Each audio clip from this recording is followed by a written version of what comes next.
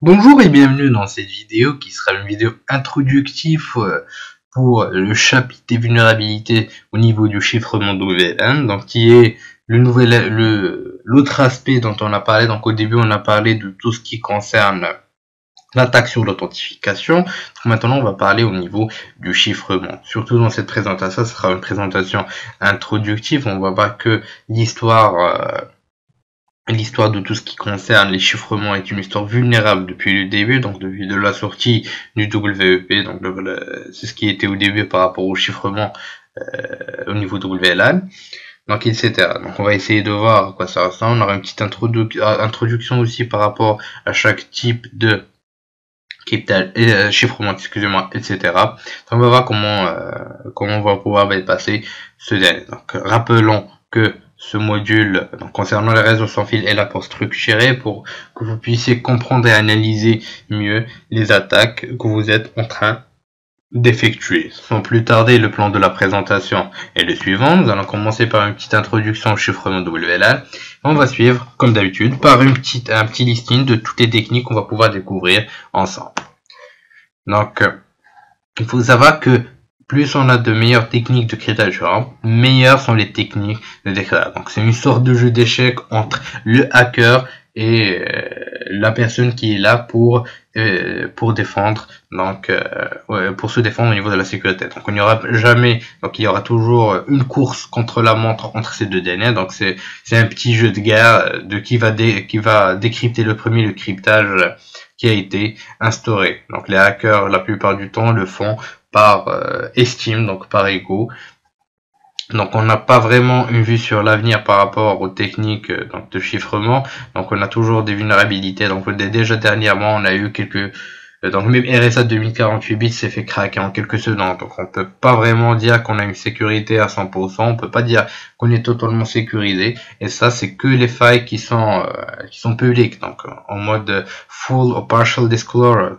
Donc on peut aussi dire on peut aussi parler des 0D, donc on peut jamais savoir ce qui se trame au niveau de l'interground comme on dit.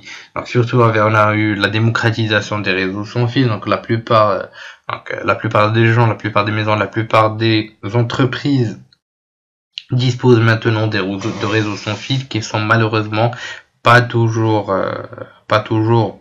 sécurisé et malheureusement qu'il dispose d'un schéma de chiffrement ou d'authentification qui est extrêmement vulnérable. Donc il faut vraiment faire très attention. Parfois vous avez des serveurs qui sont reliés au réseau sans fil, donc on a des serveurs qui sont directement connectés au réseau, donc on a des serveurs, on a des ordinateurs contenant des informations confidentielles, etc.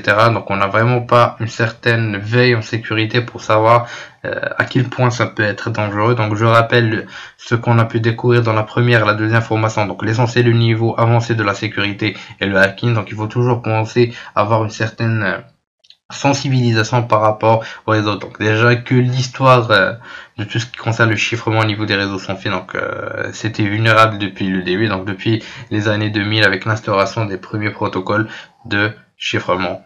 Donc il faut vraiment penser à instaurer une certaine politique de sécurité au sein de ces réseaux sans fil. Donc je vous encourage encore une fois à voir vers la fin de la vidéo sur les contre-mesures contre les attaques au niveau des réseaux sans fil et de les appliquer d'une façon très accru, même si encore une fois il n'y a pas de sécurité à 100%, mais il faut prendre le maximum de précautions possibles, utiliser le maximum de sécurité, utiliser des VPN, etc. Donc on va pouvoir découvrir tout ça dans la présentation concernant les contre-mesures.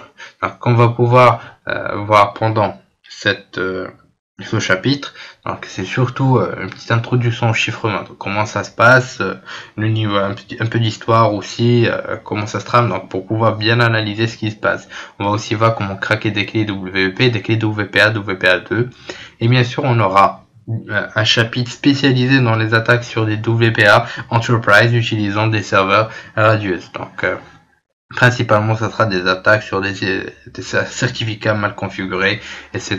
Donc, vous allez pouvoir cerner tous les aspects de la sécurité des réseaux sans fil, mais bien sûr, ça sera jamais suffisant parce que la sécurité informatique est un monde qui évolue de jour en jour, donc il vous faudra rester en cours d'apprentissage, avoir une certaine vie en sécurité informatique, une auto-formation continue. Pendant cette présentation, nous avons pu avoir une petite introduction sur le chapitre du chiffrement des réseaux sans fil. On a pu découvrir comment effectuer, donc ce qu'on va pouvoir découvrir donc, pendant ce chapitre, mais aussi l'histoire donc qui est vulnérable du chiffrement au niveau des réseaux sans fil et le faux sentiment encore une fois de sécurité. Donc si vous avez vous avez une clé que vous utilisez au sein de votre réseau, cela ne veut pas dire que votre réseau est sécurisé. Je vous dis encore une fois merci de votre suivi et à la prochaine vidéo.